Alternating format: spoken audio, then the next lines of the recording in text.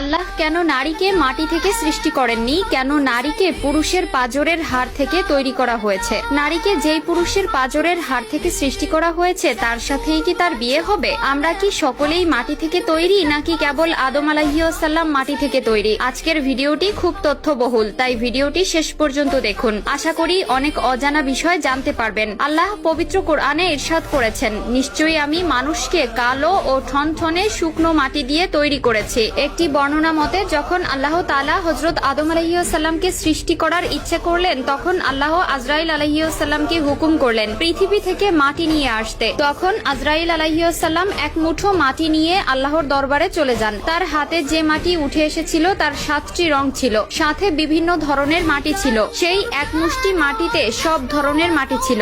এরপর আদম আলাইহিসসালামকে সৃষ্টি করার পরে তার পাঁজরের হাড় থেকে এক মহিলাকে সৃষ্টি করেন, যিনি হলেন বিবি হাওয়া আলাইহিসসালাম। বিবি হাওয়া দুনিয়াতে আগমনকারী প্রথম নারী ছিলেন। হযরত আবু হুরায়রা রাদিয়াল্লাহু তাআলা আনহু হতে বর্ণিত, মহানবী সাল্লাল্লাহু আলাইহি ওয়াসাল্লাম বলেছেন, যে ব্যক্তি আল্লাহ ও আখিরাতের প্রতি বিশ্বাস রাখে সে যেন তার প্রতিবেশীকে কষ্ট না দেয় এবং নারীর সাথে সৎ ব্যবহার করে। নারীদের সাথে তোমরা খারাপ আচরণ করো না, কেননা নারীদেরকে পুরুষের পাঁজরের বাঁকা হাড় থেকে সৃষ্টি করা হয়েছে। পাঁজরের সবচেয়ে বাঁকা হাড় হচ্ছে উপরের অংশ।